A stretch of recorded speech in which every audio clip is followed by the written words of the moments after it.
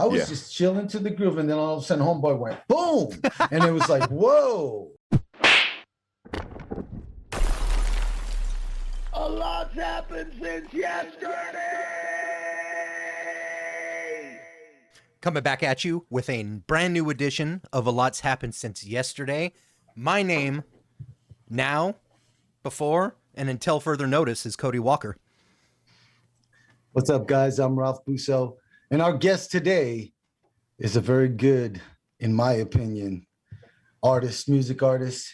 He's a singer-songwriter, Mr. Dusty Grant. How you doing today, brother? I'm doing good. How are you guys doing? Doing great, bro. Brother. Doing great. Listen, I got to tell you, I just heard your new single for you, and I'm digging it, dude. I'm really digging it, honestly. I didn't know what to think at first. I was like, oh, am I going to like this? I hope I do, because he's coming on the show. When we pick our guests, usually there's a reason. This is not random. We actually vet out people and talk to them, and we get to connect with the network that we have and broaden it. And you became one of the people that joined our network recently. And, awesome.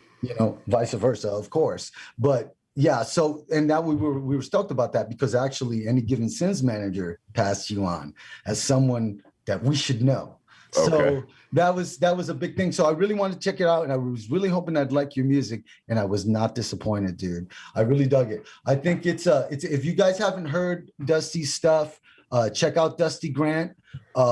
What's your website again? Is it dustygrant.com? It's dustygrant.com. Yes, sir. Dustygrant.com. And he's on YouTube. Check out his new single on YouTube. Just type in Dusty Grant For You. You're going to dig it. If you like dark acoustic rock, you're going to like this. It's very cool. It's got a very driving Southern feel to it.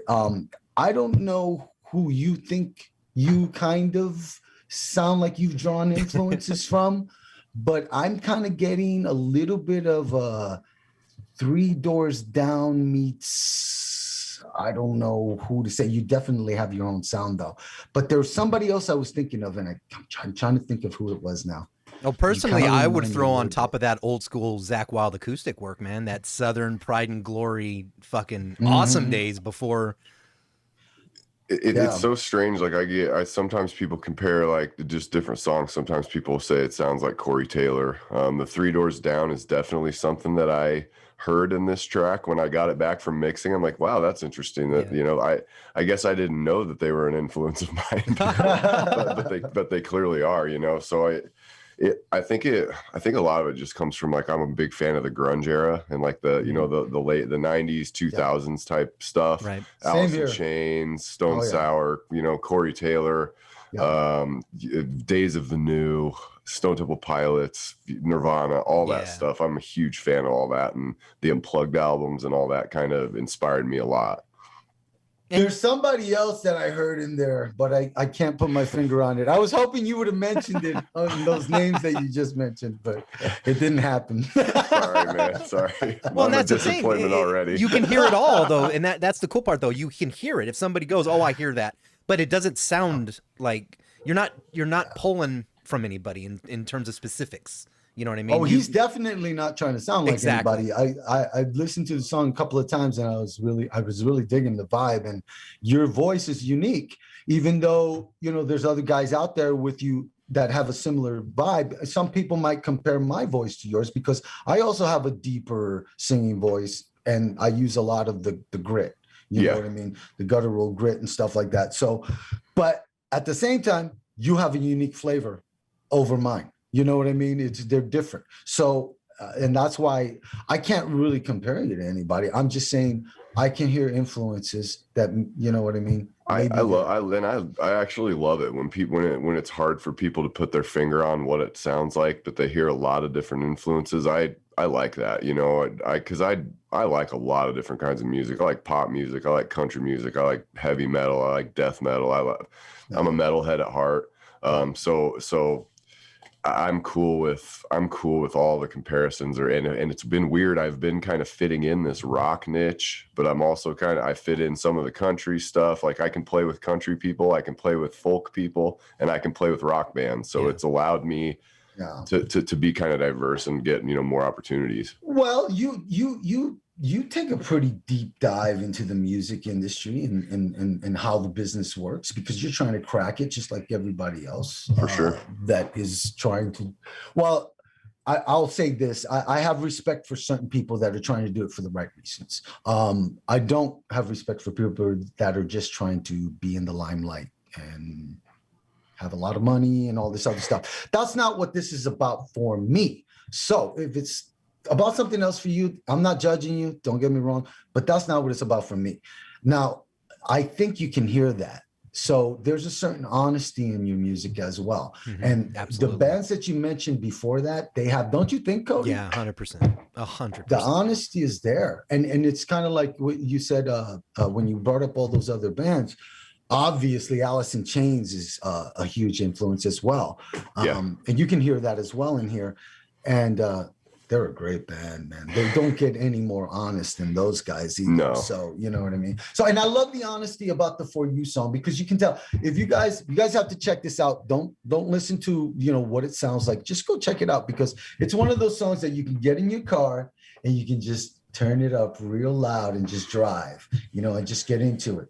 You know, What and I maybe dig, a movie will form in your mind. well, that's what I also dig about it. That's been weird. I've had a lot of people say, like, you should put your stuff like in for sync, you know, and for on Netflix, absolutely, dude. for TV and stuff. And it's like, You're perfect for that, dude. Yeah, I would love to. Yeah, go, dude. Don't think I haven't tried. It's not easy to get into. No, that, it's not easy. But that was what I was gonna say, because that's another thing. Like when you and I talked, I was like, so, you know, dude, what do you think you can do for over here? Can you help us with this? And because that's another thing that Dusty does. Dusty helps people in the industry, in the music business. He helps them to elevate their career, you know, get their presence more known, you know what I mean? Get their presence higher.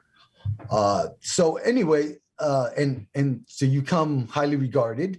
Thank you. By a band that is, and their management that is completely on the move right now. Everybody knows those guys are going places. So I don't know what to say, dude. You're on the right track. I can tell you that, brother. And I'm like you. It's not about the money for me at all. You know, it's not about any of that. It's that I want to use, you know, my platform to do something that I like to do and put out art that I'm proud of, and use it to see new places and use it to meet cool people, like to get on podcasts with guys and talk to people you've never talked before. And you know, this platform and everything like that. So I just want to use it to try to do good. You know, my songs aren't always positive. They're not always, you know, upbeat or anything like that, but I'm a pretty positive guy. And I've tried to just use it, you know, if the money comes, sweet, but it's not what it's about for me. That's not what I'm chasing. I'm just chasing growth. You know, I want to grow as an artist, and I want to learn everything I can because I'm fascinated with it. And that's really what it's about for me. And you've got the sound of what I liked about what I've heard from you is, even though, you know, a lot of it's very acoustic driven, when you get into the hooks, there's a power to it. Like, you inherently feel like you want to be like, bum, bum, like you want to get the headbanging going in certain spots. Yeah. Even though it's not there. It comes from love and hard rock, and, you know, love and hard, like, I love radio rock, like Octane style stuff. But I love heavier stuff than that too. And it seems like a lot of those, you know, these days, especially those popular rock bands, are really doing that well. They're really building up to that chorus where it's that moment where it's like, boom.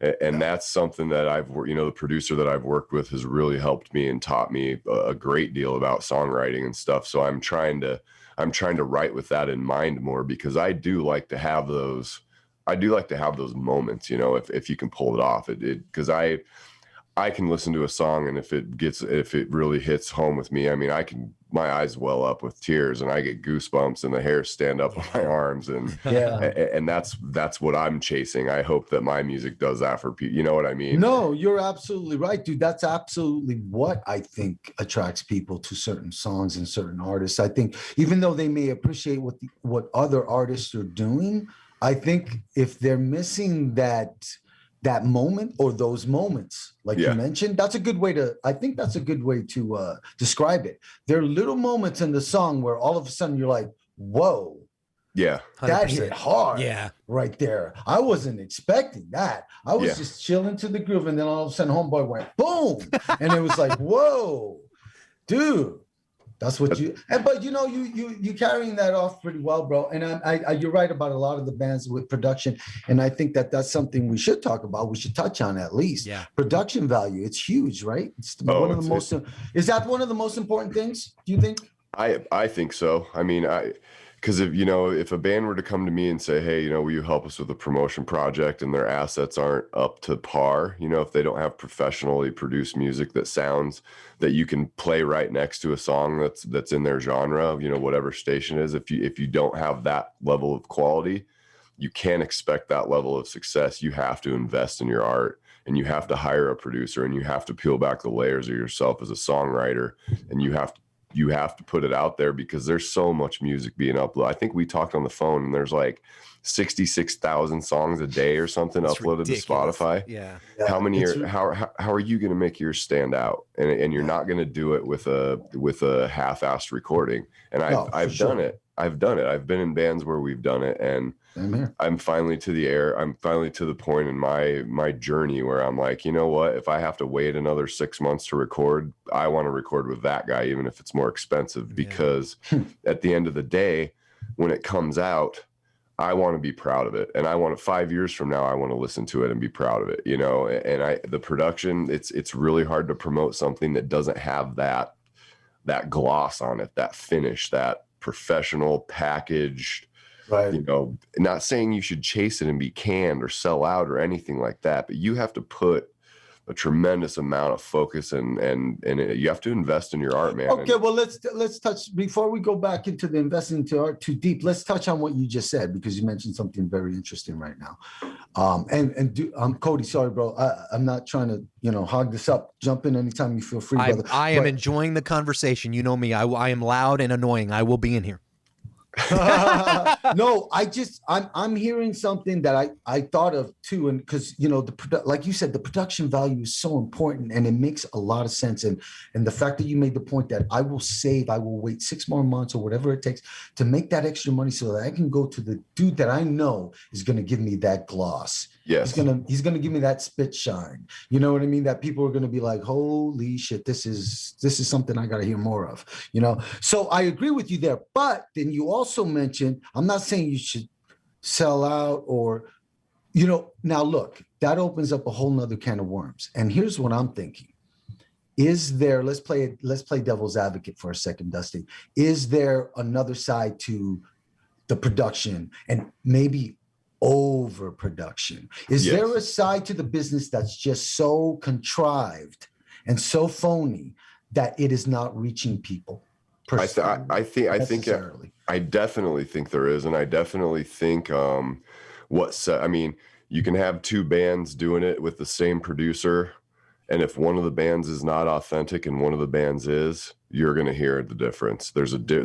I think it all boils down to, because anybody can go pay a producer to get something that sounds amazing. Yeah. But is it authentic? Is it a true representation of that artist? And if it's not, it seems like you can almost feel it. It's almost like this visceral thing that happens when you're listening to it. You're like, that sounds good, but it's just missing that connection for me, And I think the people that are successful are able to get that polished product, but they're also doing it in an authentic way, and they're doing it as a true representation of themselves as artists. And I think that's where the difference lies between, overproduced and well produced, if that makes sense. It's almost almost like a rite of passage, I think, for artists and musicians, because young artists, I was there. I know Ralph and I have had these discussions before. You get to a point in your career where you think, oh, it's about the money. I just pay the money and I get where I want. And you go through this little thing where it's like, oh, I just pay and I pay. And then eventually that stops working. And you're like, well, what the fuck?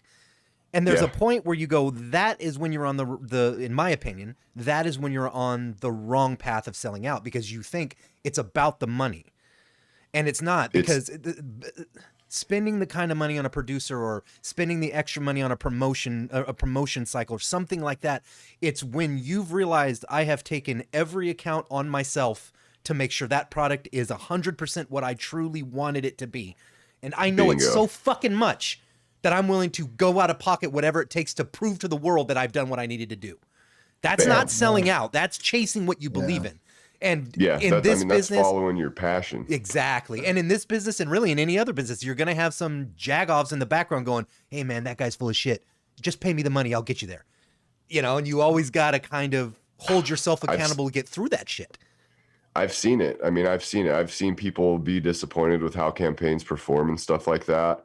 And it's because I think people think it's just, you know, I have money, so it's easy button. I'm going to push the easy button. I'm going to give the money to these guys. We're going to do this, and now we're going to be famous, and now we're going to be huge, and we're all going to quit our jobs and get a tour bus. And not, sorry, man, that is not how it happens. If the artist themselves is not genuine and authentic, you can throw $1 million at it.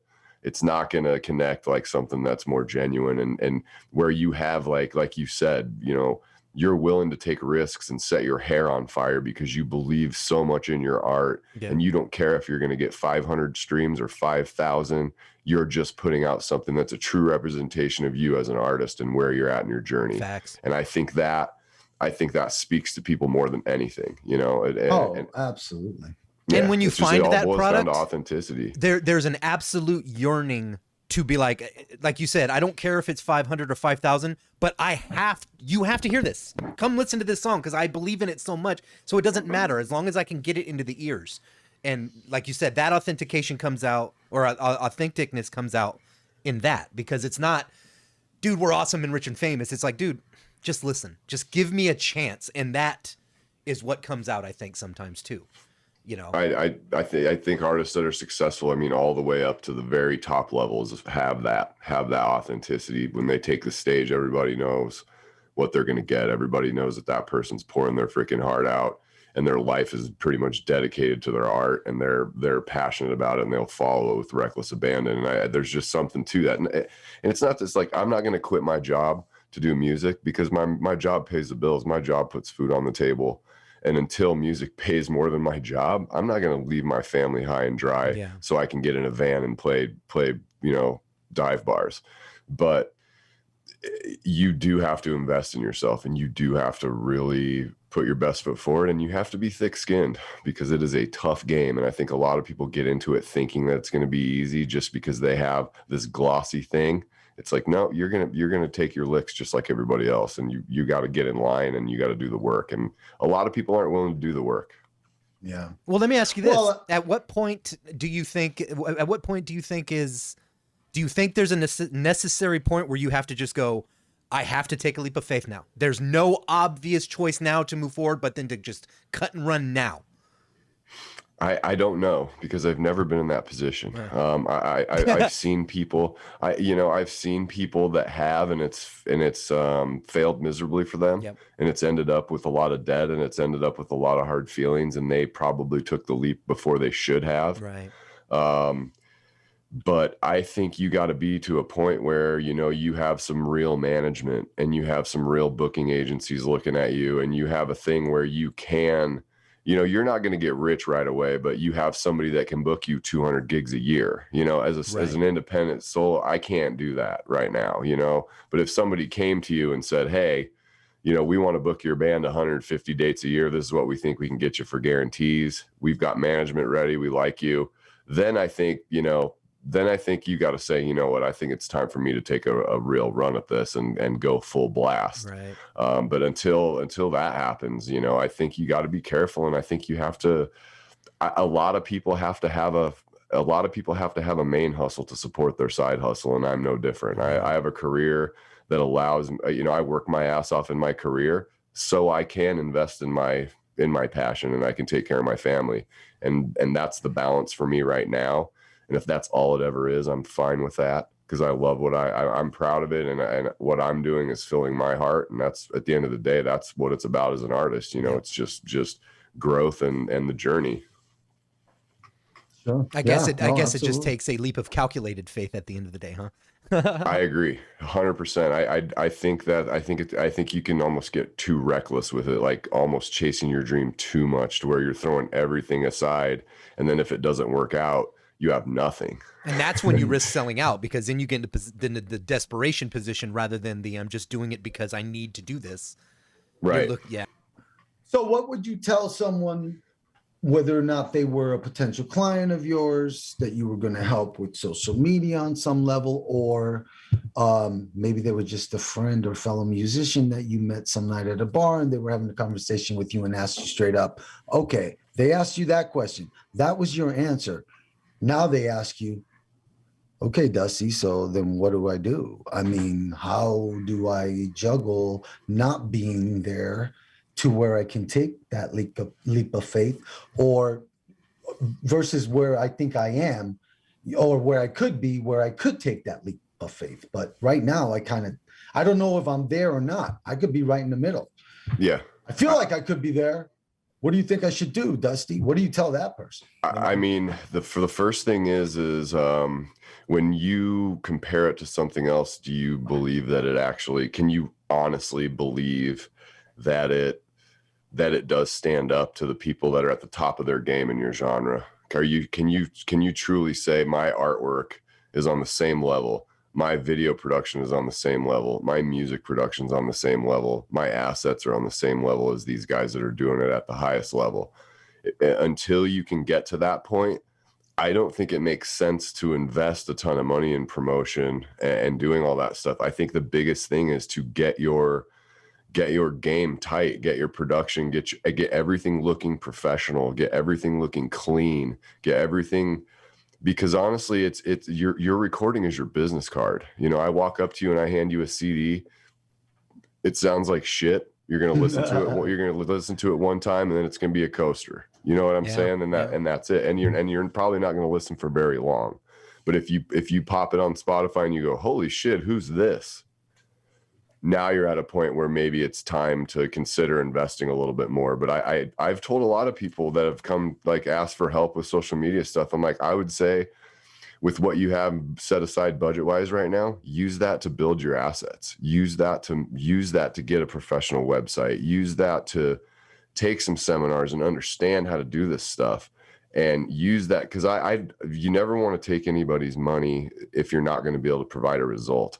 You know, and there's been times where I'm just like, hey, dude, I think you should, if you got $500, I think you should hire a graphic designer and, you know, and get your stuff right. Hire a photographer, hire a graphic designer, and get a really nice looking product, or use it to hire that producer. You know, that's kind of, I think a lot of bands put the cart before the horse. They try to get to that level before they're actually at that level with their content. You know, that's just, I mean, it's my opinion. I'm definitely not an expert on the topic by any stretch, but that's just my opinion. Bro, I think you're dead on with it though. I mean, because who doesn't want to be the next Slipknot or the next Metallica, wherever they are playing for, and they see, you know, well, Corey's up there with all the masks and $30 million worth of fucking lighting system, and Sid's running on a goddamn treadmill doing all, I want that. And I'm like, well, who fucking doesn't, man? But still, you know, you got to learn to walk before you can crawl. Wait, reverse that. Yeah. The only thing I was going to lead to that, Dusty, was the road that I think he was going down. I think it all goes hand in hand with each other. So I was going to mention, since there's all these things that you have to take into consideration that are going to cost you money. Yes. When it comes to, and I like when you said too that you would wait to go work with someone specific. That being said, cheers, by the way, mate.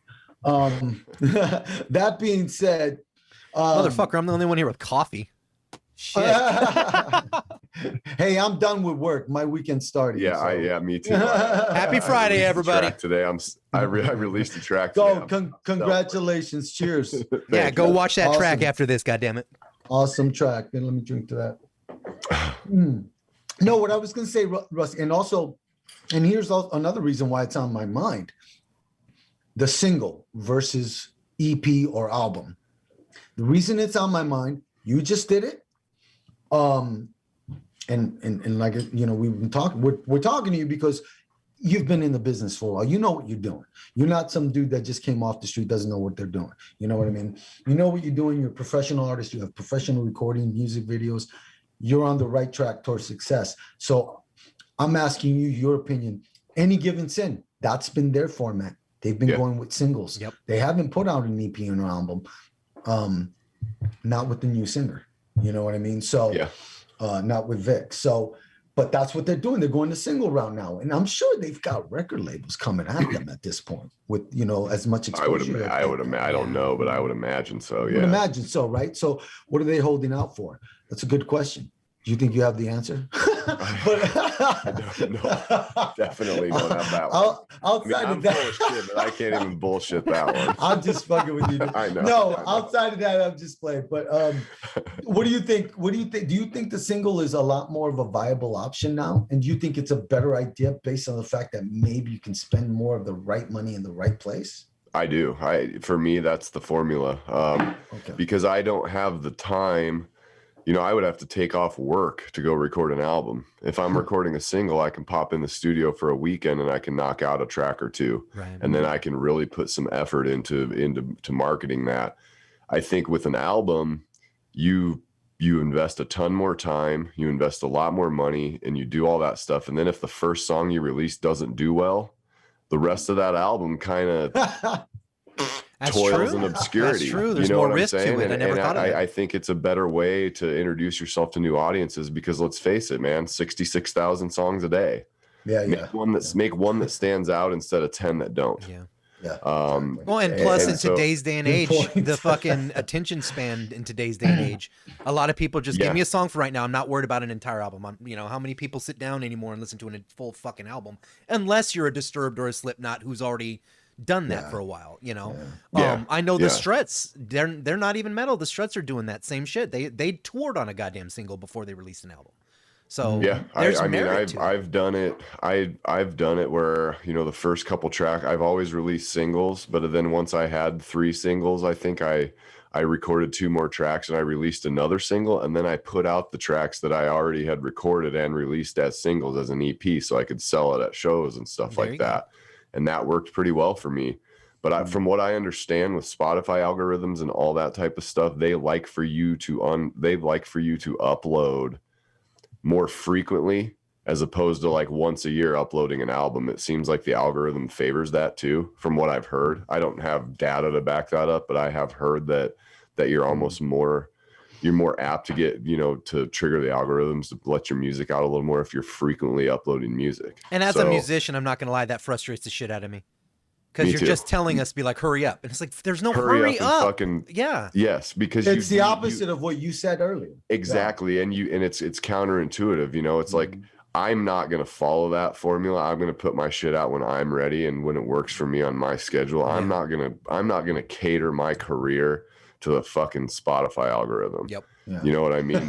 but they say that, that helps. So you see a lot of these like electronic artists are just dropping a single every 2-3 weeks because they're trying to capitalize on that, that algorithm thing. But I think the one thing people, if you're going to do any of that, people should really consider too, what is your end game goals? Because it's like Spotify goes, if you want to beat the algorithm, upload consistently. Are you trying to be a Spotify artist, or are you trying to be a musician that tours and builds your community? Because being a Spotify artist and being a legit touring artist with a strong backing of a following, they're going to be 2 different modes of operation to get that started. And and both are okay. You know Nothing what I mean? wrong with either one, correct? Yeah. There's so many different ways to skin a cat, man. There's so many different paths you can take as an artist and be successful. At the end of the day, are you happy and are you doing what you want to do with your art? And I think that is the base of everything, is the most important thing. Are you proud of it? Are you happy? Are you growing? Are you feeling like you're really, are you feeling like your journey is taking you where you want it to as an artist? And at the end of the day, I think that's what it should be about. Right. Absolutely.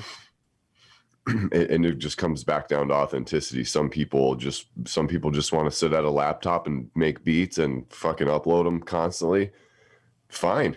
Cool. If that's what you're happy doing. If you're happy shredding in your garage and you don't want to go play out at all and you just love to play guitar and shred, awesome. Absolutely. If you want to record tracks and put them out on YouTube, there's so many different ways to do it. But I think if you want to make it like a viable financial career, you have to you have to be really smart about how you do it, because there's a million other people like you trying to do it. I mean, I think at the end of the day, if you have the right strategy and you have a product that people can identify with, I think it will reach them if you market it correctly.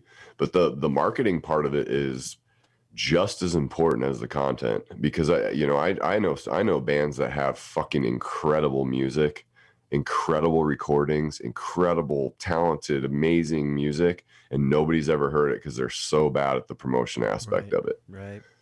And these days, as an artist, I'm sorry, but you can't just be a guitar player. You have to be on social media. You have to be pushing. You have to be branding. You have to do all these things, because that's how you get your music in front of new people now. You know, I'm not saying anything that people don't know, you know, but it feels like it's just as important to be good at the business side of it as it is the music side now. And I'm does, sure, doesn't it? Yeah. I mean, it almost seems overwhelming to where I had many conversations with many musicians that feel overwhelmed while I'm telling them all this information. And they're just like, oh, I don't know. I think most of them want to ignore me and pretend that I don't know what I'm talking about when I'm telling them this stuff. But the truth is eventually they realize that it's true. You know, if they want to do anything, they do. Yeah, you know, if they want to do anything, sorry, but you got to get on Twitter. Sorry, but you got to have a website. Sorry, but you got to be on Facebook. Sorry, but you got to be on Instagram. Sorry. It's no different than sorry, buddy. If you want to get married, you got to go to the bar and meet somebody. Fuck yes. not necessarily the bar, but you know what I mean. You got to get out. You got to socialize. Yes. You know they don't. Why do people look at like industries like music, entertainment of any kind, and don't put the same parameters as any other industry? That bugs the shit out Seriously, of me. I'm glad you brought that up. If you walk in and go, I'm going to be in McDonald's, but I'm not going to flip burgers, I'm not going to make fries, and I'm not going to mop floors, you're going to get fucking fired. That's the name of the game. That's what you said you wanted to be. And then they go, hey, I want to be in music. Okay, well, you're really good at playing. You've got a great performance. You got a great stage presence. How's your social media numbers? How's your YouTube? Well, I don't do that. Okay, so you don't want to be a professional musician, because that's what professional musicians do. You just want to play. That's fine. Not knocking anything. But if you want to be pro, the pros step up and go, well, each of us as a band member, we got a brand, and we got to get a following and get friends and people involved. And it's not just play the dive bar every weekend when we want to. What do you want out of this? You know? I would agree. Yeah. If you want something out of it, you better get cracking on all that shit, because the people that are booking and the people that are making decisions and the people that are playlisting and the people that are doing all this stuff are looking at that. Yep. If it's me versus you and I have a professional website, I'm going to get it every time. Absolutely. You know what I mean? If our songs are equally as good, and you don't have the social media and you don't have the website and I do, I'm going to beat you every fucking time. Because that person is literally telling everybody in the industry, I'm not ready. I don't have a website. I don't have someplace people can easily find me. I haven't taken my voice and tried to make a platform to help my industry. I've done none of it. So help me. Why the fuck would I help you? You have no interest. Yeah. Well, even then they want sales numbers. You know what I mean? Even if you do have a decent social media presence. I mean, don't get me wrong. I'm guessing that an educated guess, I would say, that if your numbers are ridiculous on social media, meaning ridiculously high, then that's probably not going to matter as much to them, because they know how it works. But if your numbers are above average but not kick ass, then they're probably going to ask you, okay, so what are your sales like? Yep. You know, then they want to see, do you have, because people that are good with social media, a lot of times they will get a small following that will religiously buy their stuff. You know what I mean? And that means they're going to make some profit. And it perpetuates itself, because if you are good at the social media and you do have that engagement and you do put that effort into it, when you drop a new product, when you drop a new t-shirt design, when you drop this, you can almost count on money coming in, and you can budget it, and you can use that budget to invest in your product and make your product better. So it's like it fulfills itself if you do the work. But so many people want to do it, but so many people do not want to do the work. Yep. Is longevity the key? I think so. Okay. So longevity, hard work, a realistic attitude. Obviously, you can't have your head in the clouds. Yeah, be honest with All I yourself. need to do is get a couple of playlisters to, you know what I mean, pay $49.99 here and there, and I'm gonna be a rock star soon. But no, that's unrealistic. But definitely having longevity in this business proves to me has proven to get you somewhere. I see it. I see bands that I've played along for years and shared stages with for years, and they've stuck with it, and they're slowly but surely starting to make progressions. You know what I mean? Well, it's a you know, a lot of overnight success people have been doing it for 20 years. Yeah. You know what I'm saying? There, you know, there's a country artist named Cody Jinks who's a huge independent. I think he's the largest independent country artist, and he's like a honky tonk, like real country music guy. Mm-hmm. Oh, wow. But he came to I remember he came to Wichita. I don't know, it was probably 7 or 8 years ago, and he played a venue that I used to play when I was in a metal band, and there was like 7 people there. And that guy was a fucking nobody back then, and nobody knew who he was. I didn't go to the show, none of that. Next time he came back to Wichita, he sold out the Wave Outdoor, and it's 4,500 people. Oh, wow. God damn. You know, but he toured relentlessly for 10 years, and everybody's like, oh, this guy's an overnight success. He's hitting it big. It's like, overnight success. This dude has been working his ass off. All people see is the wave, you know? brother. They just see the gray wave. hairs have gray hairs. It's true. It's true, man. I've been a musician for 20 years, and I'm still a freaking still a pretty much a nobody, you know. But I've been working at it, and I've come a long way. And if I look at where I was 10 years ago compared to where I am now, I'm proud of it. And at the end of the day, if you're proud of it, then it's easy to keep doing it because you love it. And it's like Cody said earlier, you do it because you have to. Yeah. Well, your network is also proof that you're getting somewhere. You're achieving your goals. You know what I mean? And that's all it's about, right? That's True. What you do with anything that is a building process. You know what I mean? If you're trying to build your body by working out, it's going to take time. It's not going to happen overnight, and you've got to stay diligent. You know what I mean? You stop doing it. And I think to be successful, there almost comes with it a maturity.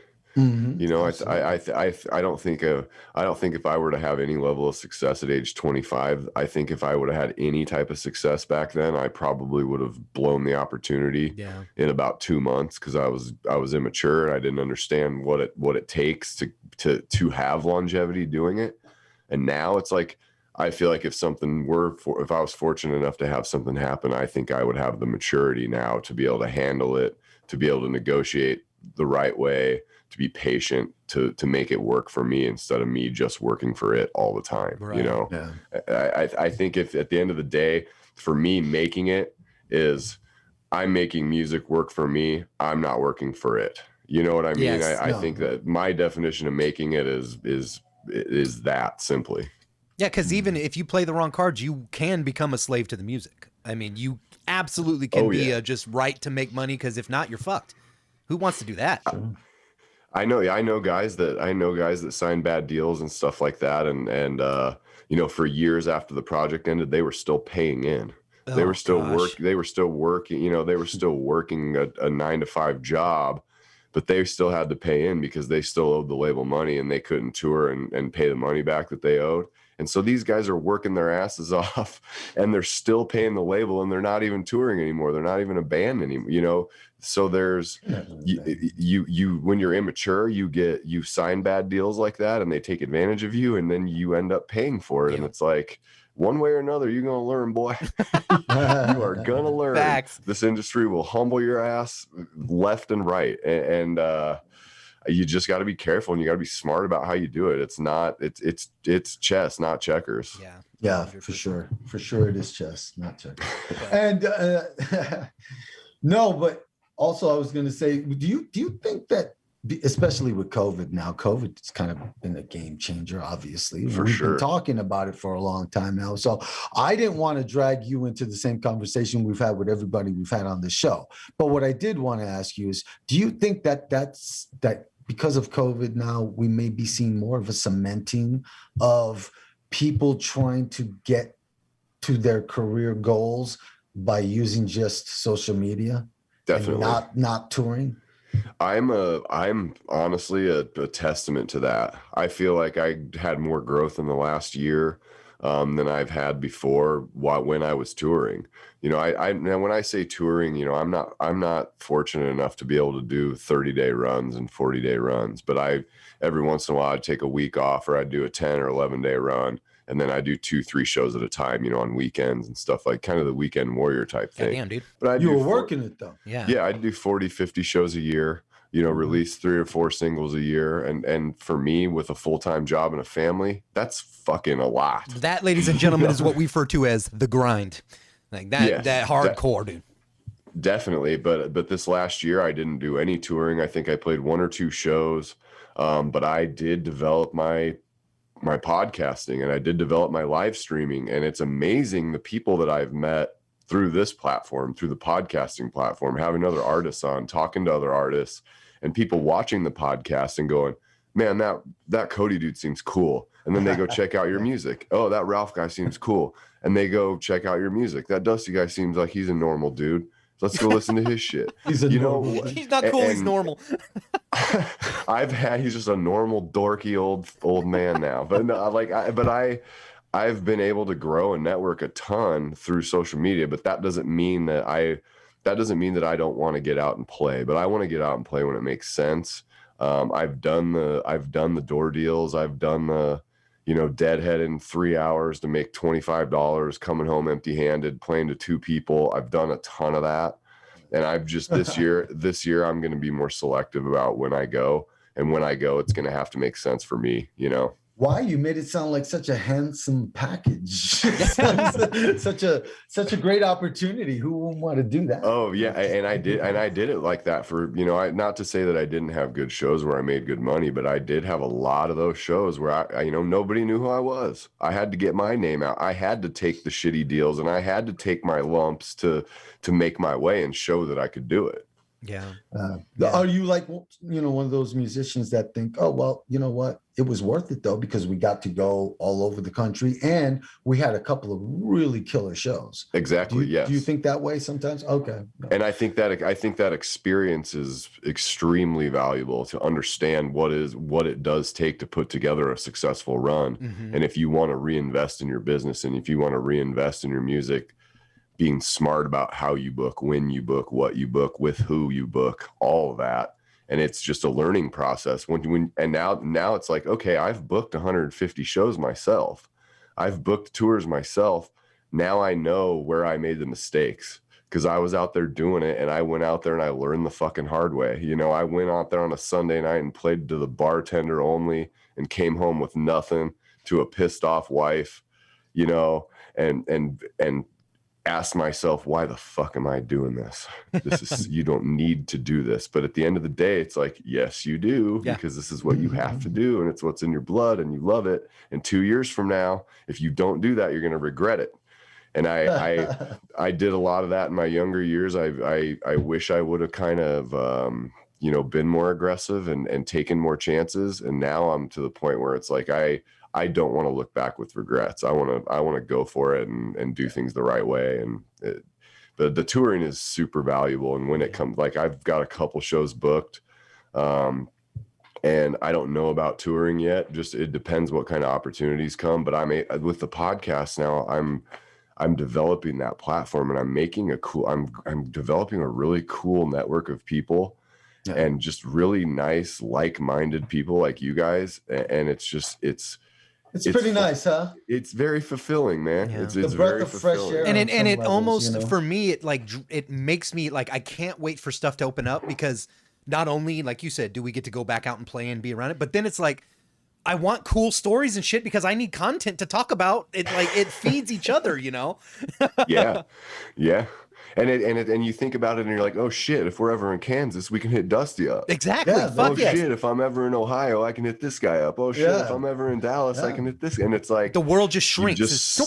It slowly but surely starts to branch out, and you're like, man, if I look around, you know, I'm on my 30th episode of my podcast or whatever. And you're like, man, I've made some really cool connections with some really fucking cool people. Well, you know, if we're talking about the podcast, tell us a little bit about, what is your podcast about?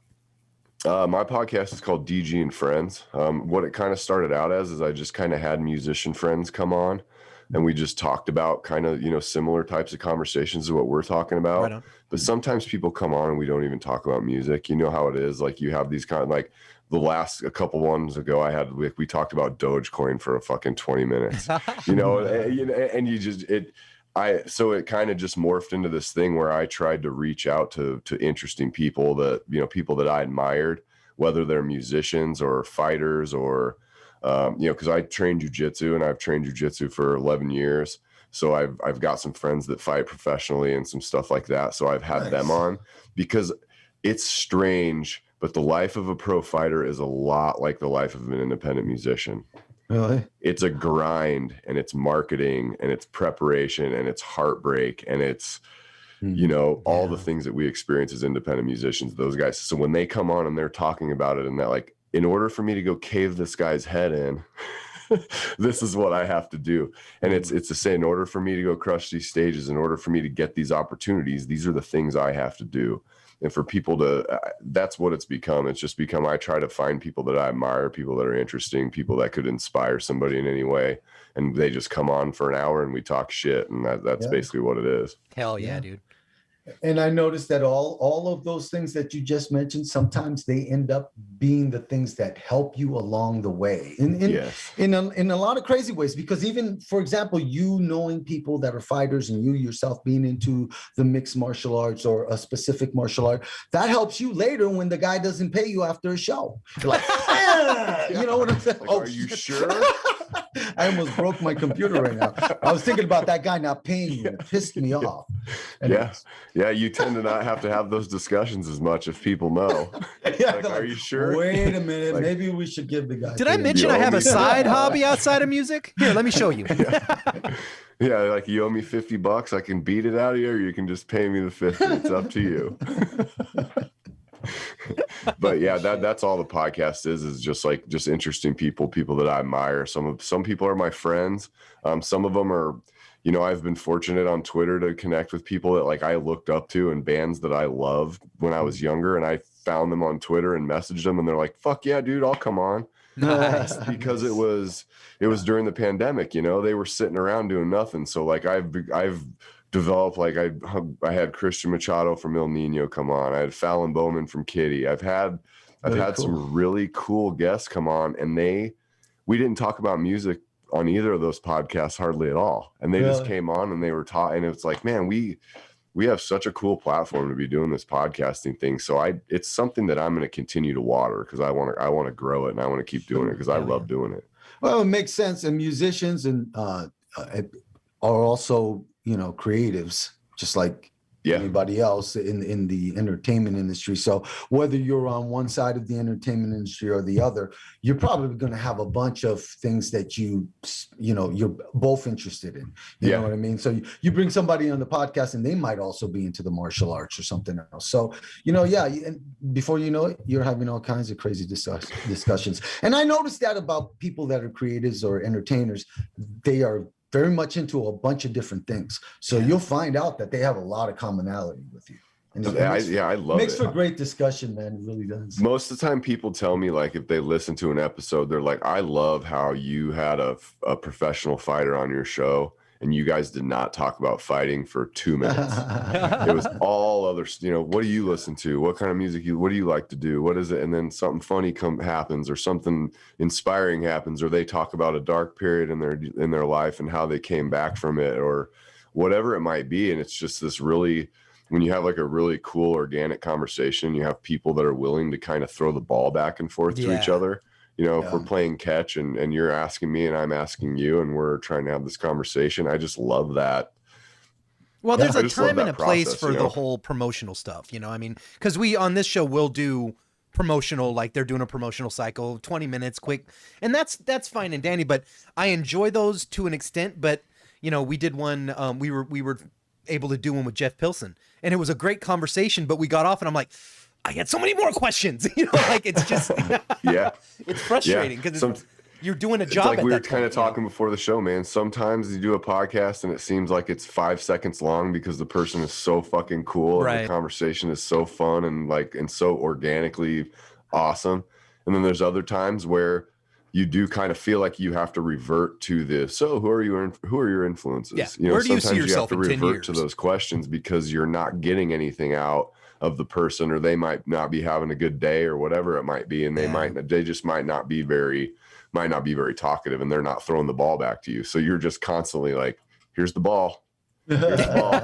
Are you gonna? I know you can catch the ball. Can you throw the ball back? Let's throw the ball back and forth. You know, and it's an interesting challenge sometimes, but it's fun. Oh man, I know what you mean, dude. But we've had a lot of luck on this podcast. Me and Cody. How long have you guys been doing this show? We started, our first airing show was the weekend of Thanksgiving. That was the first episode of this last Thanksgiving. It was November. Yeah, November. So a little over 5 months now, and I think that's about the exact same as me. I think Really? my first episode was like mid-November. So I've been doing mine about the exact same amount of time as you guys. I think How I've many done episodes? 25, I think. that's solid, dude. That's fucking solid. Real solid. Was it the same way COVID shut down and you're like, I gotta fucking do something. I can't. Yeah.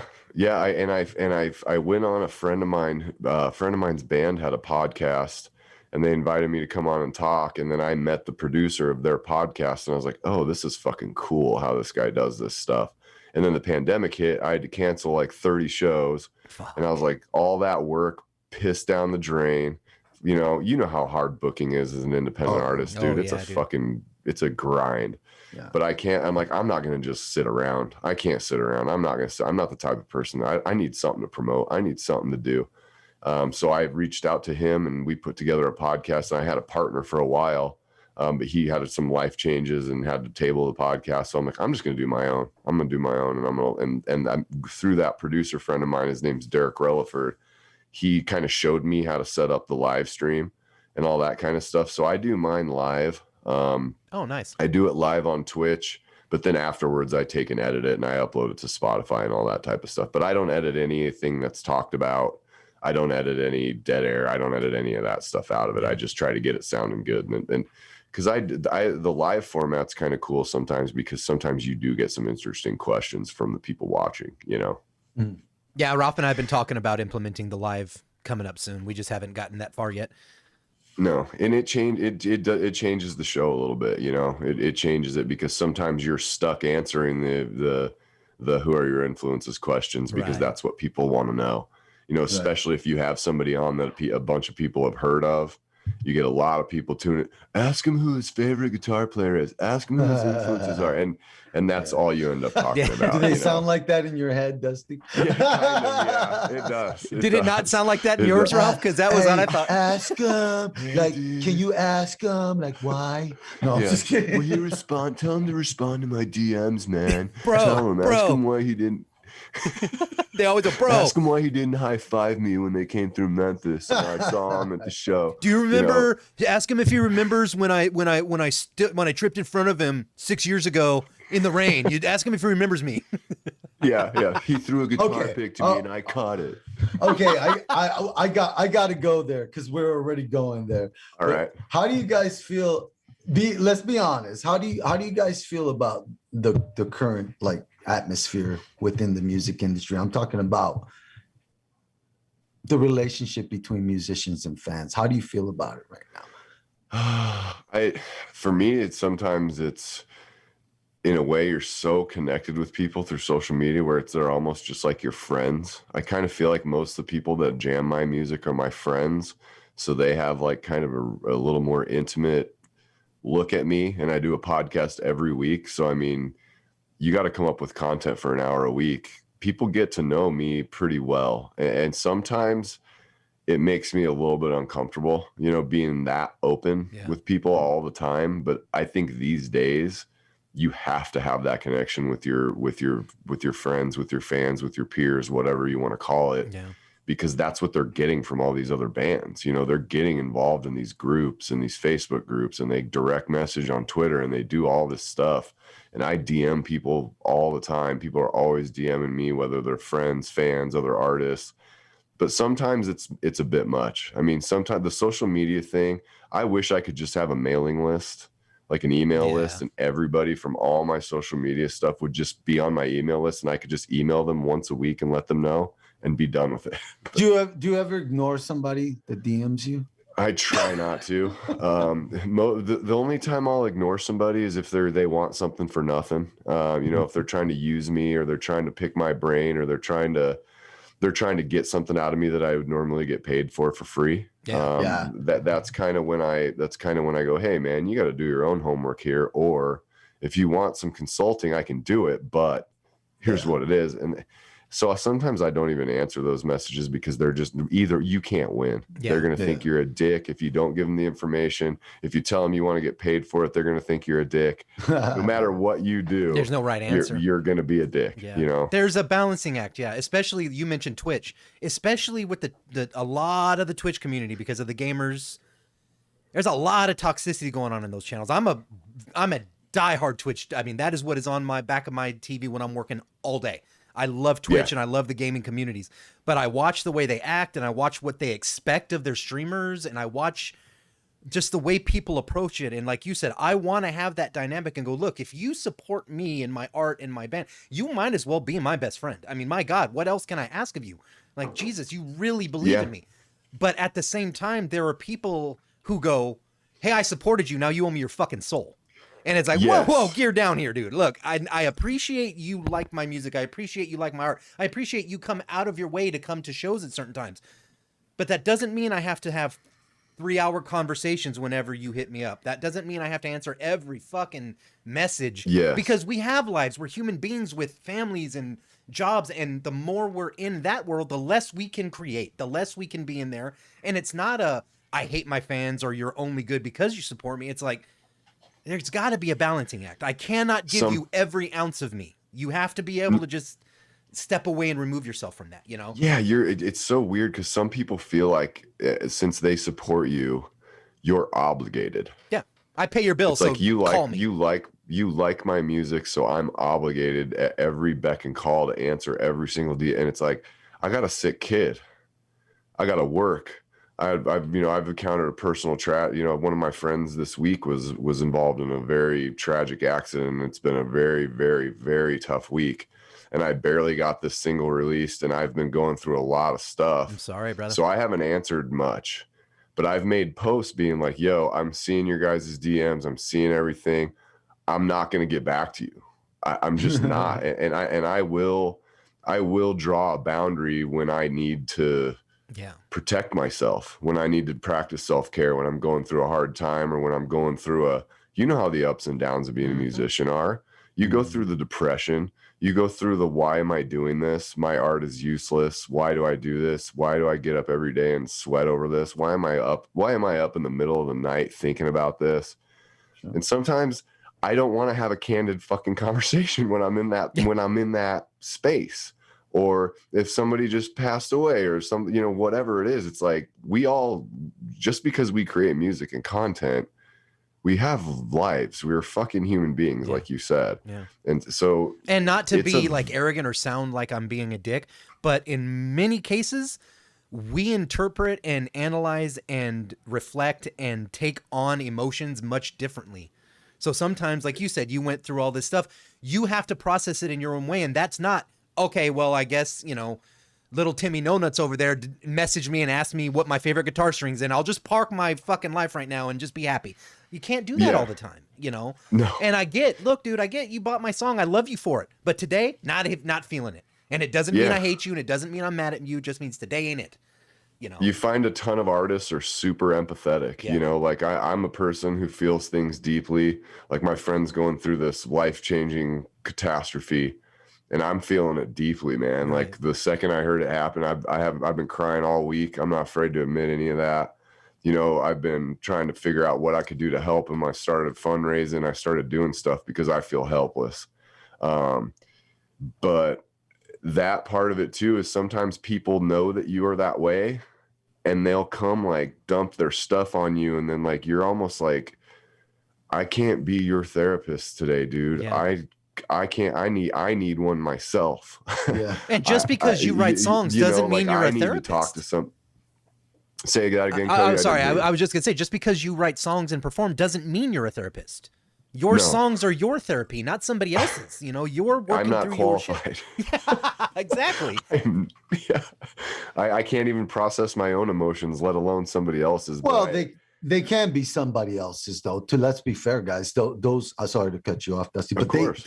they absolutely can. If that's your therapy, then it makes sense that it will be somebody else's therapy. But you didn't However, write it for I them. understand where you were coming from, Cody. Yeah. You're basically saying, hey, don't come to me and message me on Facebook, expect me to give you 2 hours of my time because you need to talk to a therapist. Yeah, exactly. right Yeah. now. Exactly. Go back and listen to my song. yeah, I mean, it's so weird because you're flattered that people want to open up to you and talk to you. And I'm not saying this happens every day or anything. Like I got millions of people talking, but it does happen fairly frequently. Yeah. And it's like, I'm humbled that you would even want to talk to me about this. And I'm really sorry that you're going through this, but I'm also going through my own shit, and me taking on your shit is going to make it harder for me to go through my own, because I'm an emotional person, dude. I'm an empathetic person. When someone in my life or something happens and some people are encountering pain, I feel that pain too.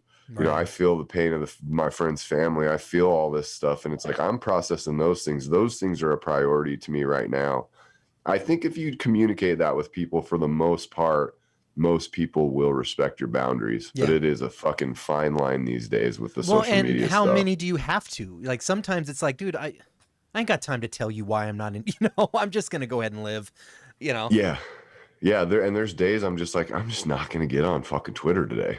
Oh, yeah. I get on and I'm like, I see 50 notifications from overnight and I'm like, I don't even want to look through this shit today. I'm not going to do it today. I don't have the time. I'm not in the mood. I got to work. I got kids. I got this and that. I'm like, fuck this shit today. And it's okay. I beat myself up over it because in the back of my mind, I'm going, you got to get to that Twitter stuff. There's probably some DMs in there. You probably need to go in there and look through. You probably need to talk. You probably need to retweet some stuff. That's going on in the back of my head. But my heart is telling me, bro, you need to recover. You need to take care of yourself today.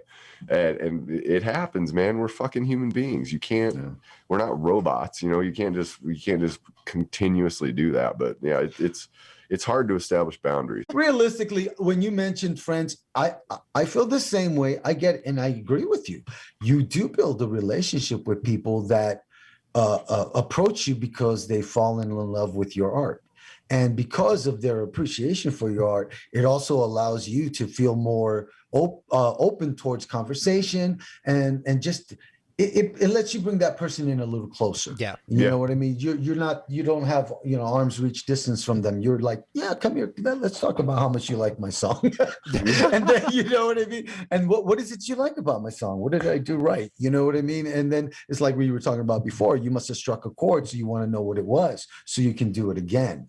But, but the truth is we're in ourselves and the art that we put out, it's everything that's going through our brains and everything that we're going through emotionally at the time.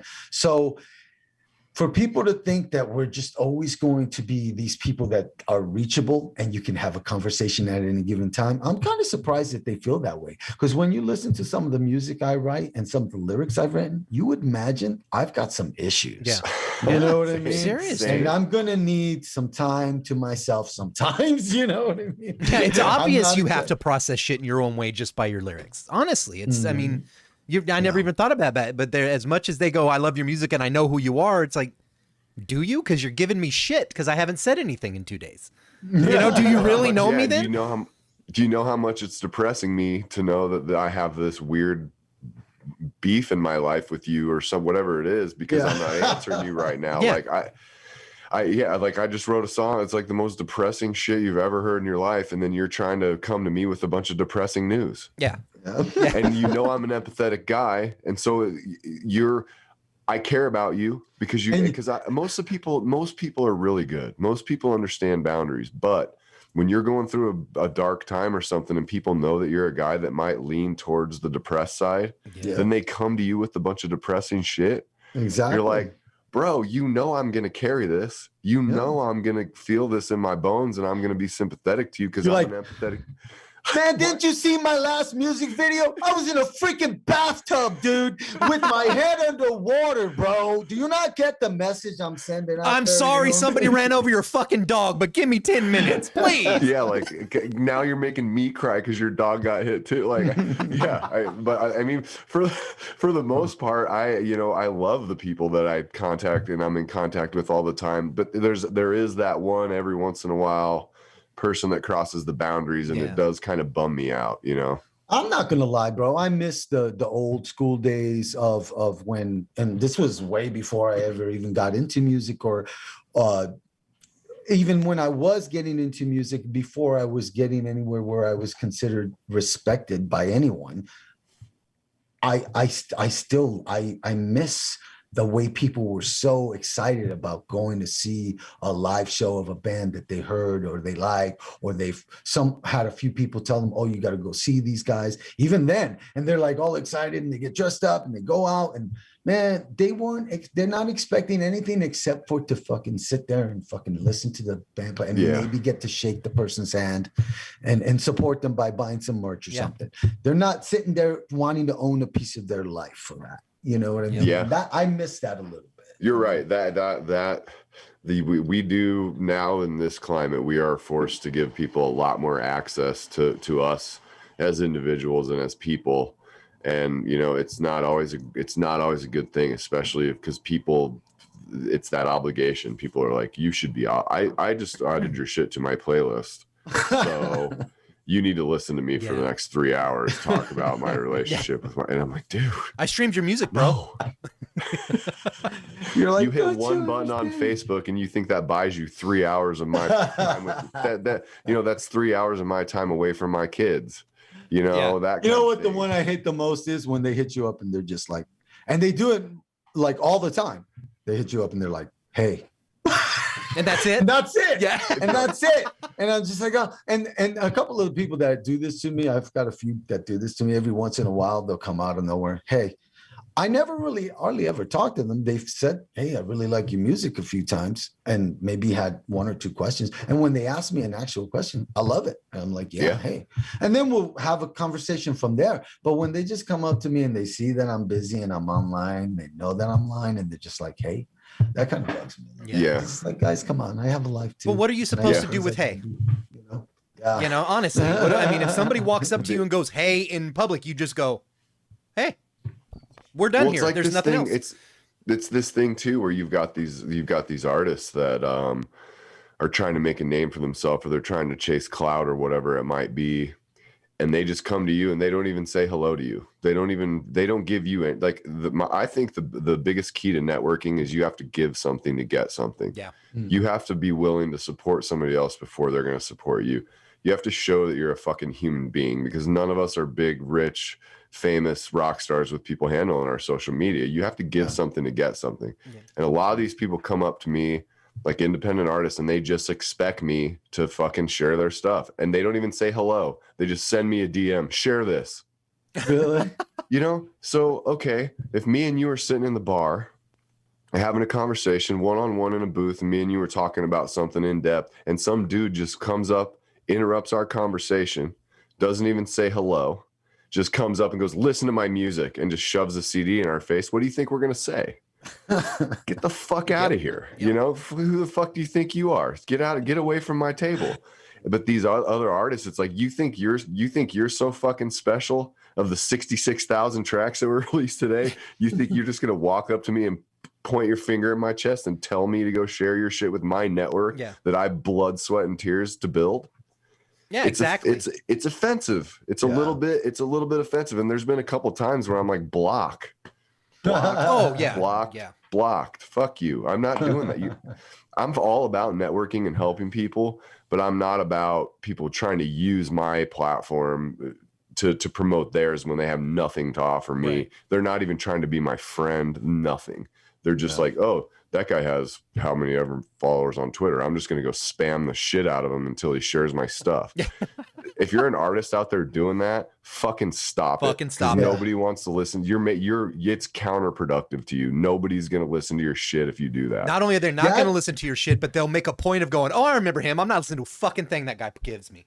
Yeah. I'll tweet. I mean, I'll take a screenshot of shit. Like I'll have a new release out or something, and I'll be on Twitter, and it'll be my promotional post that it's a track that I spent the money to record. I sent off to be mastered. I did a video. I almost drowned in my own fucking bathtub shooting the video. A lot of blood, sweat, a lot of blood, sweat, and tears went into this release, and it's my promotional post.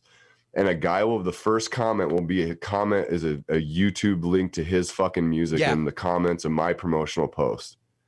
I will screenshot that shit and I'll retweet it and be like, everyone unfollow this dickhead.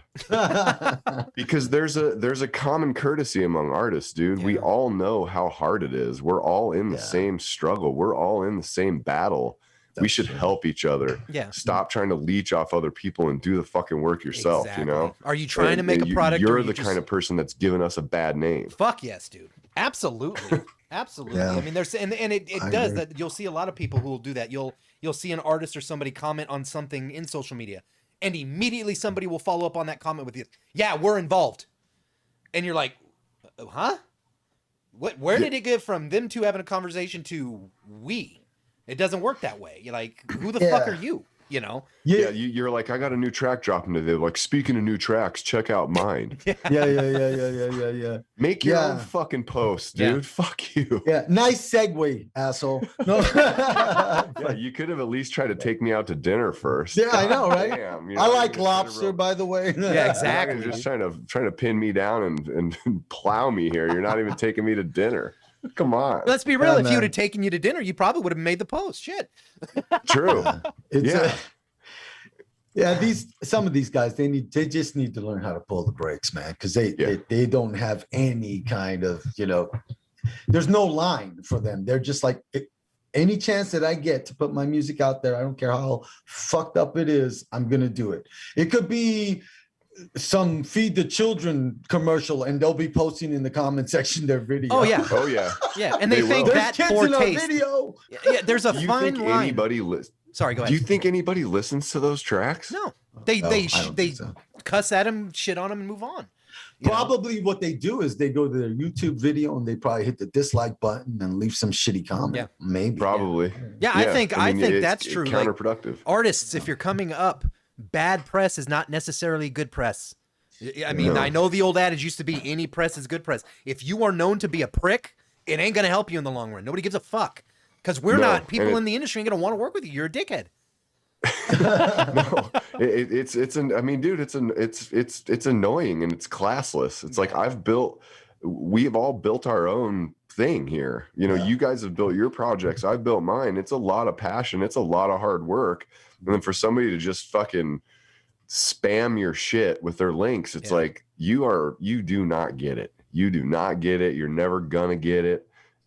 Get the fuck off my platform, dude. This is my platform that I built. Now, other artists that share my stuff and they interact, hey, dude, this sounds dope as fuck. They share it. You know what? When they release a new track, I comment on their stuff. This is dope, and I share their stuff. Yeah. And we help each other, and it's a team, and we all. That's the way it should be. Absolutely. That's the way it goes. Why do you think they don't do that anymore? Do you think the competition is the reason is because there's just not enough money anymore? I think it's laziness.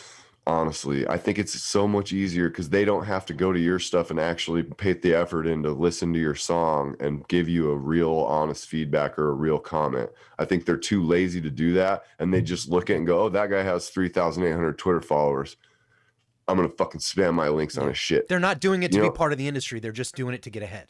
Whereas, when you hold up a band or somebody holds you up, you're showing mutual respect to, hey, I recognize we're in the trenches together, brother. And I like what you do. Let's go. I'm like what we're doing. And whether or not I like your music or not, whether or not, it might be a type of music that I would never be into, but I will go listen to it and I will retweet it and I will share it. And I will say, hey, for what these guys are doing, this is badass. Yeah. For this genre of music, this is bad. I'm not an expert on anything like that. But when somebody genuinely makes an effort to help me and get my stuff out there, I will return that favor, dude. I will every fucking time. And I appreciate the shit out of those people that do that. And they appreciate it when I do it. Fuck yeah. And that works. But it has to go both ways. Networking is not just me giving you shit all the time. Yep. Networking is us giving shit to each other, you know? Absolutely. Speaking of which, let's go ahead and switch gears here and talk about your release, man. What was the motivation for this single? I wrote this song for my wife.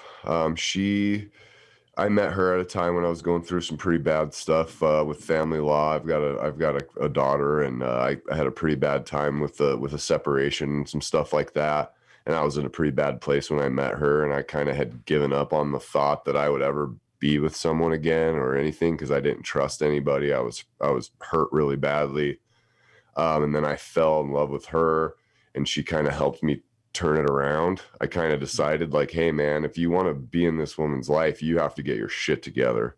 You have to go through the hard things. You have to do the work. You're going to have to get some therapy. You're going to have to gut this out. You're going to have to be a man for her, and you're going to have to support her, and you're going to have to make yourself vulnerable and open to love with her. And she kind of made me do that, and I kind of pulled myself out of the gutter and turned my life around a little bit, because it was important to me to be with her, and I knew I had to do the work. And that's kind of what the song was about. I'd written a lot of really depressing stuff. Like, if you listen to my other tracks, they're all pretty dark and depressing, and this one has a little more optimism to it. You know, it's my style. But it's a love song. You know, I wrote it for her. Like, I'm just telling her, I'm willing to do the work for you. I'm willing to, for our family, for you, for our boys, I'm willing to do it. And I know that I'm not perfect, but I will work on it, and I will try to make it better. And I'll like go to the end of the earth for you. You know, that's kind of what it is. Fuck yeah, dude. That's incredible, man. That's really relatable. I mean, go check out Dusty Grant and his new single For You. You will not be disappointed. Not it's at all. An incredibly relatable song. And you will find yourself driving down the road at night listening to it, thinking about your life. So I hope so. We're looking forward to that. You've already got a video out. I dig the video. You mentioned that you almost drowned in your own bathtub. Now, did that really happen? Yeah, there will be a behind the scenes video of that. The guy that shot the video is under the water. Yeah, No, yeah. There's a video. I went underwater, and I had to have my eyes open, and my ears were, and so water was just pouring into my fucking head. And I was just like, did you get, I was just staying down there, like, and I was like, kick the tub when I can come up. I was just like, I'm just going to stay down here. Oh my God, this is fucking horrible. Did you get, and I got up, and the water just pouring out of my nose, pouring out of my mouth. And I was like, like, and then it's snot and water and everything pouring out of my face. And I'm like, did you get that? And he's like, oh yeah, I got it. And so we've got some behind the scenes stuff. The guy that shot the video is a videographer. This is his first music video. He's only ever done like short films and stuff, documentaries. Oh, it stuff looks like great, that. dude. He did a great job. Cool. Yeah. He made a post saying I'd like to work on a music video. And he had done a short film about COVID called Stay Home, where it was just him in his apartment, and he caught it and like died. It was like this really dark. Shit. It was like this really dark short film. What's it called? Do you know? It's called Stay Home. Then it's it's by Lester Rowe. It's on YouTube. And I saw that film, and I was like, God damn, that dude lives in my town. That's and he did a bunch of fights. He did a bunch of I'm get my shotgun. He did a bunch of footage for the fights and stuff here, and he did some documentaries on some fighters that I loved. And he put out a post on Facebook, and he's like, I want to take a run on a music video. And it was and I had For You ready, and I was like, me, hell yeah, dude. Pick me. And he's like, yeah, I'm down, let's do it. And he fucking knocked it out of the park, man. He did an awesome job. That's awesome, dude. Talk about good timing, right? Yeah. You know what I mean? Everything just kind of fell into place with that one, I would imagine. Because you say he lived near you. So yeah, we're in the same town, man. So it's cool to be able to work with another artist who's doing, pushing the envelope. It's always good when something like that comes to you. It sucks, on the other hand, when you with somebody that's really good at what they do is interested in working with you, but then they live like a million miles away. So it's impossible. We got to figure out travel. Shit. Yeah. You're into sports, obviously. What's your favorite sports? My favorite sports, mixed martial arts, UFC fights. I like to watch all those types of fights. I used to love football. but the game has changed a little bit lately. Did you ever get into boxing or? I did a while back, but not as much. I've always liked mixed martial arts because I started out as a grappler, and there's no grappling in boxing. So I like the element of you have to know like 10 different martial arts to fight in that sport. Right. And it takes a ton of dedication and training to be good at it. And it fascinates me. I think it's the purest form of competition, right? You throw two guys in a fucking cage with shorts on and let them beat the shit out of each other, and only one guy's walking out. There's just something, there's just something visceral, and there's just that's for sure. Yeah, there's something about that excites me when I'm watching it, and I have friends that fight and see what they go through, and it's really I watch everyone. Do you get into the competitive edge of other sports that are maybe not quite as physical, like let's say arm wrestling? Yeah, I like NBA basketball. I don't sit down and watch the games, but I watch a lot of the highlights because those guys are freak athletes. You know, you got a 6'11" guy that can jump out of the gym, draining threes from half court and dunking on people, and it's just a phenomenal athletic gift that those guys have. So I like to watch that, but I can appreciate anything where someone's at the top of their game. You know, where someone's at the professional sports is like becoming it's like becoming Disturbed or becoming Metallica, or the pro athletes are the people that make it to the top echelon, and the people that make it, and for the most part are the cream of the crop, and they went through a lot to get what they got. So I can respect that. Yeah. Our business is that way though, isn't it? You mentioned the Disturbs, and you're right. Those are the bands. I mean, sure, there's a lot of other bands like that, but there really isn't if you think about it. They're very small in comparison to how many bands there are out there. All the ones that are thriving like Disturbed, there's very few. They're like those guys are like the NFL, you know, the people that are at the top of the game, and they're making a shitload of money, and they're doing it bigger than anybody else, and they're working with all the best people and doing all the big shit. And it's like I can respect anybody that makes it to that level. Like I think a lot of people say, oh, these big bands are sellouts. It's like, do you have any idea what it took for them to get there? The dedication and the heart and the desire and the guts that it takes. And not only just get there, but how hard is it to stay there? I mean, anybody, and I don't mean this, I'm not diminishing them, but you know, any musician can write a hit song. We all have the capacity. No, what I'm saying, what I mean by that is we have the capacity. If you're a musician, you have the capacity to write a hit at some way, shape, or form. You can, but one-hit wonders are a common thing. So all over the place, you know, Disturbed, Foo Fighters, any of these bands that we talked about over the years who have stood the test of time, not just got there, but held their spot for decades, doing it over and over and over again. And tons of bands make a good song or make a good album, and then the next one, there's just something not quite right or some shit like that, you know? Yeah.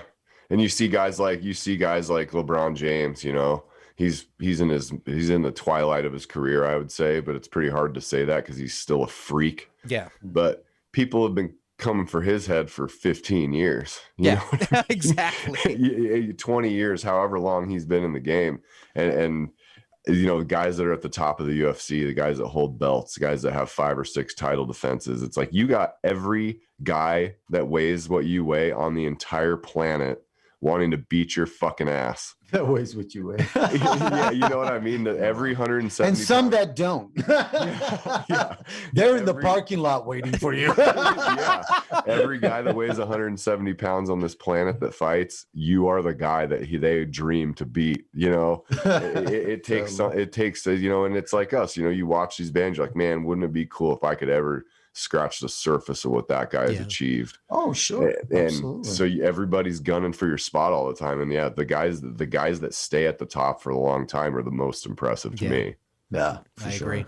I would absolutely agree. I got to ask you though, who's your favorite martial artist of all time? And this is not necessarily MMA related, you know, just who of all time, whether it be someone who was like popular in the movies or someone who was actually popular. Well, I love no bullshit about it. I love the Karate Kid stuff when I was young and everything like that. So I always really liked the Karate Kid. I always really liked the cheesy martial arts movies, the Steven Seagals, the Jean-Claude Van Damme, all that. I love all those movies. But as far as like professional martial artists, I would have to say there's a couple guys that come to mind. There's a guy named Kenny Florian. He fought in the UFC for a while, but he was on the first season of The Ultimate Fighter, and he fought at a weight class that was like 3 weight classes above his just to be on the show. And he made it to the finals, and he ended up having a career in mixed martial arts, but he was a Brazilian Jiu-Jitsu black belt. And he always seemed like a really intelligent, nice person as well. So I really liked that about him. And then there's another guy named Jim Miller.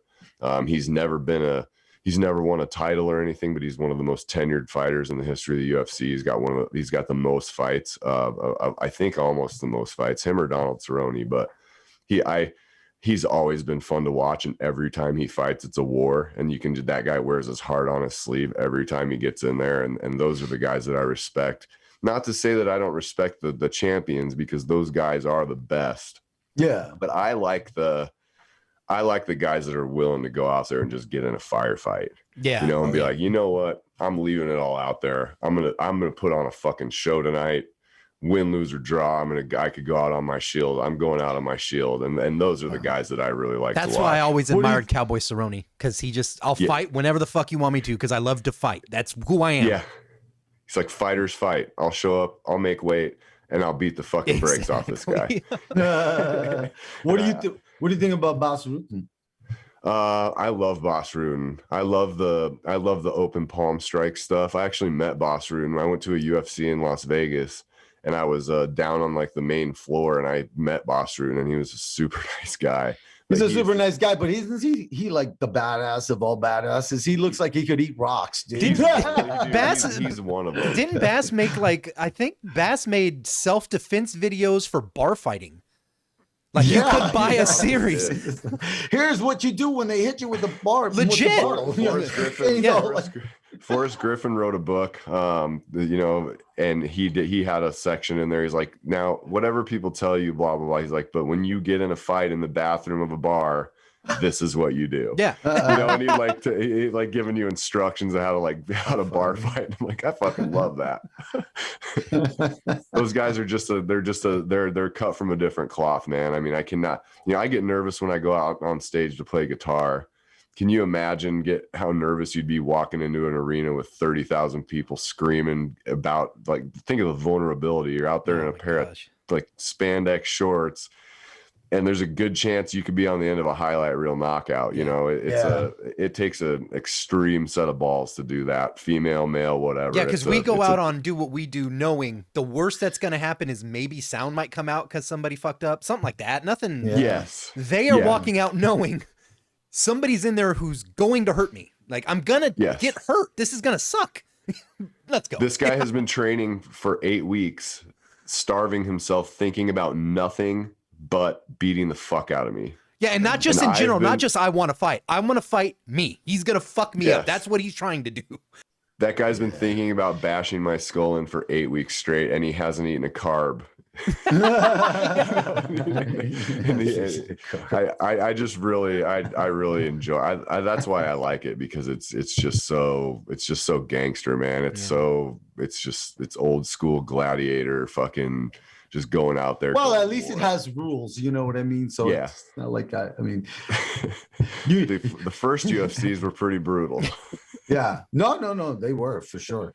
Yeah, and I remember as it was coming along, they were deciding, oh, can we go bare, fisted completely? No, that's not a good idea. You know what I mean? So they moved away from all that kind of stuff. But yeah, I mean, the thing is if you're going to be a professional fighter, you've got to consider that you've got to have a career. It's not going to be over in a year. You know what I mean? You're going to have to keep fighting. So you have to protect yourself. You have to find ways to make it a little less damaging when you get in 100%. There and start throwing blows. You know what I mean? So yeah, I get it. I'm not going to lie to you.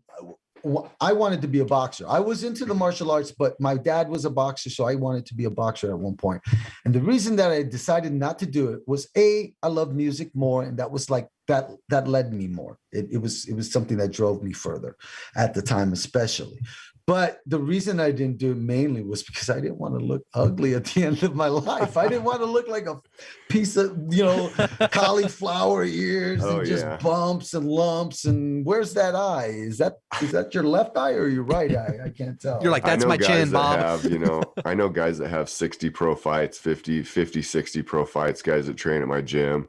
And yeah, they wear it, man. You can tell lots of Yeah. scar tissue, lots of cauliflower ear, lots of scars above the eyes, lots of broken noses, lots of that kind of getting your teeth knocked out, getting your teeth chipped, getting your teeth cracked. I guarantee you those guys are in pain at Oh, night. Oh yeah. my gosh. Especially when the weather gets cold. Oh, You know yeah. what I mean? Well, I mean, Yeah. I train and I'll help guys get ready, and I've been injured a little bit lately, so I haven't been training as much, but I've helped guys get ready for fights and stuff like that. And you ask them and they'll honestly tell you, I'm like, those leg kicks, because you guys don't look like those fucking hurt.